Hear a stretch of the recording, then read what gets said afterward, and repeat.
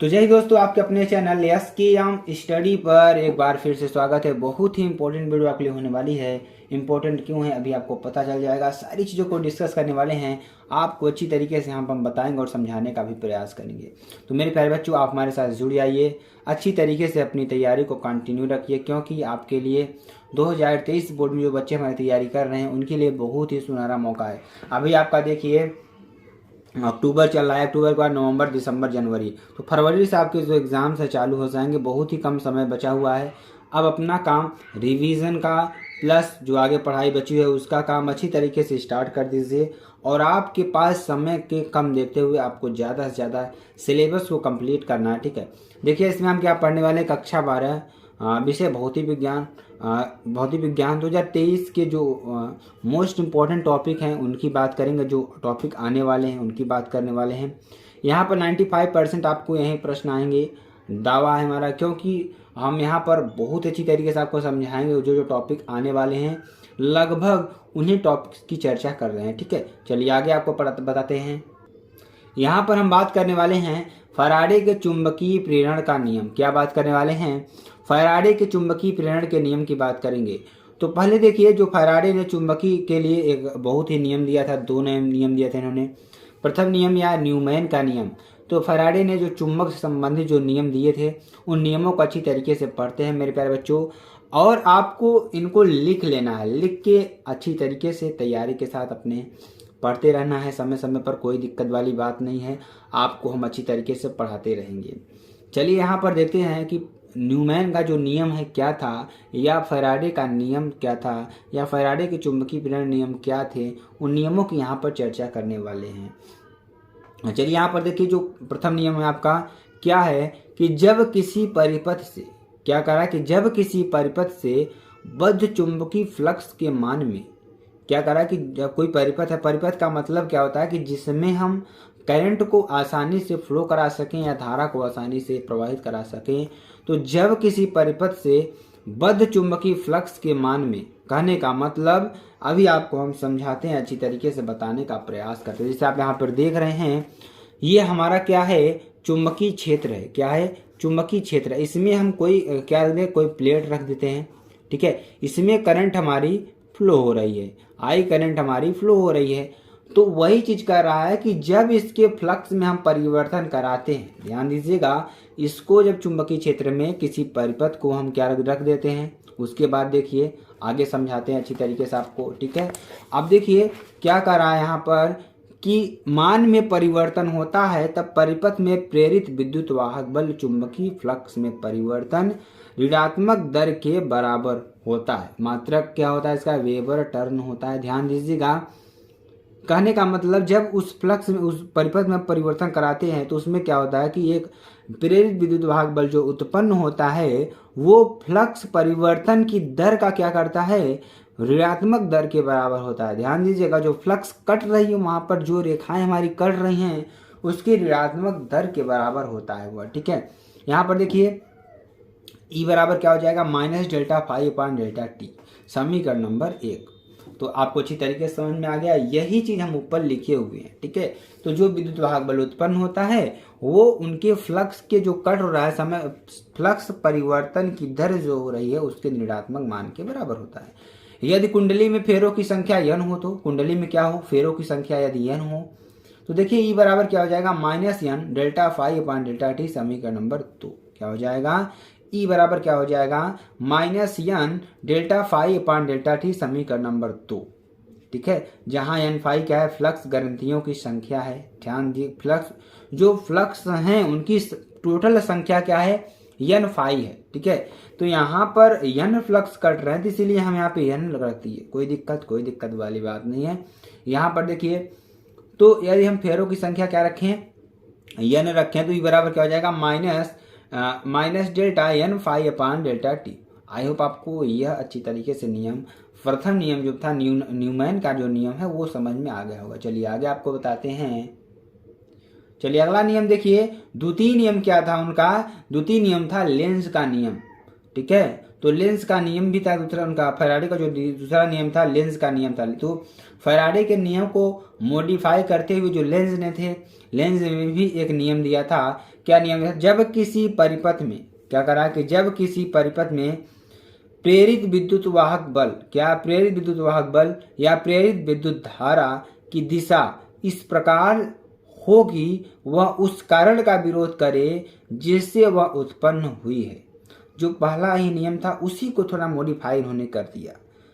तो इसमें थोड़ा इन्होंने भाषा को चेंज किया, लेकिन नियम आपको सेम ही मिलेगा अच्छी तरीके से अगर जानते हैं तो वह उसी कारण का विरोध करती है जिस कारण से उत्पन्न हुई है। देखिए ध्यान दीजिएगा, विद्युत वाहक बल जिससे उत्पन्न हुआ, वहां पर देखेंगे आप विद्युत वाहक बल आपका उत्पन्न हो रहा था, लेकिन बाद में क्या हो रहा था? ऋणात्मक लग रहा था। वहीं ऋणात्मक चिन्ह को इन्होंने दर्शा दिया है शब्दों में कि उसका देखिए ऋणात्मक का मतलब ही होता है कि आपका विरोध करना कोई चीज। तो उसी को भाषा को उन्होंने चेंज कर दिया कि जब किसी परिपथ में विद्युत वाहक बल या प्रेरित विद्युत धारा की दिशा इस प्रकार हो कि वह उस कारण का विरोध करे जिससे वह उत्पन्न हुई है, लेंस का नियम कहलाता है। वास्तव में लेंस का नियम ऊर्जा संरक्षण का नियम है। यह ऊर्जा संरक्षित करता है, अच्छी तरीके से जानते हैं आपको। चलिए अब देखिए एक नियम और है आपका फ्लेमिंग के दाएं हाथ का नियम। फ्लेमिंग के दाएं हाथ का नियम क्या था उसके बारे में चर्चा करें। आप सभी लोग ध्यान समझेंगे और इसको लिख लीजिएगा, ठीक है। यदि हम अपने दाएं हाथ के पंजे को इस प्रकार फैलाएं कि, देखिए अपने दाएं हाथ के पंजे को आप सभी लोग फैला लीजिए। ये हमारा दाहिना हाथ है, ठीक है। तो दाहिने हाथ के पंजे को इस तरीके से आप लोग फैला लेना है, अच्छी तरीके से दिख रहे हैं ना। तो इस तरीके से फैला लेना है। फैलाएं कि अंगूठा के समीप की दोनों अंगुलियां परस्पर लंबवत हो। अंगूठे के समीप जो अंगुलियां हों परस्पर क्या हों? लंबवत हों, ठीक है। तो ये देखिए ये ऐसे आपको फैलाना है, एक तरीके से देख रहे हैं ना आपको। हम आपको बताते हैं इस तरीके से फैलाना अच्छी तरीके से, ठीक है। तो अभी हम देखिए इसमें सही दिखा नहीं पा रहे हैं, ठीक है। तो आप सभी लोग फ्लेमिंग के दाएं हाथ का नियम अपने बुक में खोलेंगे तो वहाँ पे आपको एक लंबवत सभी उंगलियों को फैला हुआ दिखाया जाएगा। तो यदि हम दाएं हाथ के पंजे को इस प्रकार फैलाएं कि अंगूठे के समीप दोनों अंगुलियां परस्पर लंबवत हों, तो अंगूठा चालक की गति की दिशा को प्रदर्शित करेगा। उस अवस्था में आप उसको रखेंगे, जो अंगूठा होगा वो चालक की गति की दिशा को प्रदर्शित करे। पहली अंगुली चुंबकीय क्षेत्र B की दिशा को प्रदर्शित करे तो दूसरी अंगुली प्रेरित धारा को प्रदर्शित करेगा। किसको? प्रेरित धारा को क्या करेगा? प्रदर्शित करेगा। तो इस तरीके से आपको इस नियम को भी अच्छी तरीके से पढ़ लेना है। चलिए अगला जो टॉपिक है हमारा क्या है? भंवर धारा। बहुत बार पूछा गया है, very very most important topic आपके लिए है, ठीक है। भंवर धारा क्या होगी? जब किसी धातु की चादर को जब किसी धातु की चादर को किसी चुंबकीय क्षेत्र के पास या दूर ले जाते हैं। किसको? जब किसी धातु की चादर को किसी चुंबकीय क्षेत्र के पास या दूर ले जाते हैं तो धातु की चादर में, किसमें? धातु की चादर में एक प्रेरित विद्युत धारा उत्पन्न हो जाती है। क्या हो जाती है? एक प्रेरित विद्युत धारा उत्पन्न हो जाती है, जिसे भंवर धारा कहते हैं। क्या कहते हैं? भंवर धारा कहते हैं। इसी के कारण धातु की चादर लाल और गर्म हो जाती है। ध्यान समझने के बाद फिर से हम आपको बता रहे हैं कि जब किसी धातु की चादर को क्या करना है कि जब किसी धातु की चादर को किसी चुंबकीय क्षेत्र के पास या दूर ले जाते हैं, किसी चुंबकीय क्षेत्र के पास या दूर ले जाते हैं तो वह धातु की चादर में एक प्रेरित विद्युत धारा उत्पन्न हो जाती है, ठीक है, जिसे भंवर धारा कहते हैं। इसी के कारण धातु की चादर लाल और गर्म हो जाती है। तो आई होप आपको अच्छी तरीके से समझ में आ गया होगा। चलिए आगे आपको बताते हैं। चलिए एक बहुत ही इंपॉर्टेंट संबंध है आपके लिए, आप सभी लोग इसको अच्छी तरीके से समझेंगे तभी आपको समझ में आएगा। विद्युत आवेश एवं प्रतिरोध में संबंध। विद्युत आवेश एवं प्रतिरोध में क्या संबंध है इसके बारे में चर्चा करेंगे। तो ओम के नियम से देखिए क्या हो जाएगा? V = IR। V बराबर क्या हो जाएगा? E, या E बराबर I × R, समीकरण नंबर 1। ध्यान दीजिएगा, जो V है वो E के बराबर है, I × R। इसको आपको ओम के नियम से समझ लेंगे, ठीक है। तो V बराबर E आपको अच्छी तरीके से समझ में आ रहा है। E आपको इसके बराबर हमने मान रखा है, ठीक है। चलिए फैराडे के विद्युत चुंबकीय प्रेरण के नियम से क्या हो जाएगा? फैराडे के विद्युत चुंबकीय प्रेरण के नियम से क्या हो जाएगा? E बराबर -n ΔΦ/ΔT, समीकरण नंबर 2। क्या हो जाएगा? ई बराबर minus N delta five upon delta T समीकरण नंबर 2। अब देखिए समीकरण नंबर 1, समीकरण नंबर 2, इसमें आपको कुछ चीजें कॉमन दिख रही होंगी। पहला चीज क्या कॉमन दिख रहा है, ई देखिए दोनों ई के बराबर है, तो इन दोनों को भी बराबर कर सकते हैं। अच्छी तरीके से आप लोग समझ रहे हैं। तो इक्वेशन फर्स्ट और सेकंड से हम क्या लिख देंगे, आई इंटू आर बराबर minus N delta five upon delta T, ठीक है, या आई इंटू डेल्टा टी बराबर minus N delta five upon delta T. तो आप सभी को एक फार्मूला मालूम होगा, आई बराबर क्यू अपॉन टी होता है या क्यू बराबर आई इंटू टी होता है।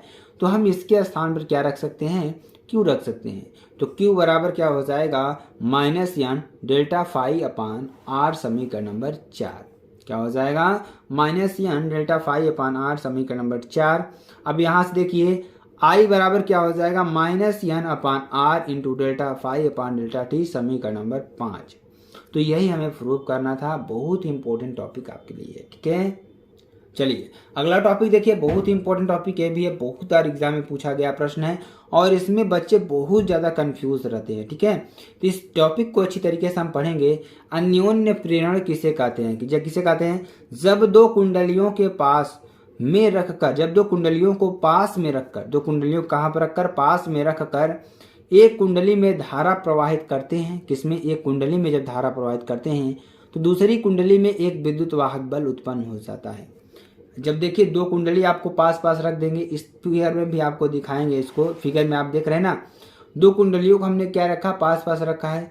जब हम एक में धारा प्रवाहित करेंगे दूसरी में धारा अपने आप प्रवाहित हो जाएगी, इसी को क्या कहते हैं, प्रवाहित हो जाता है, तो जिसे प्रेरित विद्युत वाहक बल कहते हैं। इसी के कारण दूसरी कुंडली में धारा प्रवाहित होने लगती है। विद्युत चुंबकीय प्रेरण की इस घटना को अन्योन्य प्रेरण कहते हैं।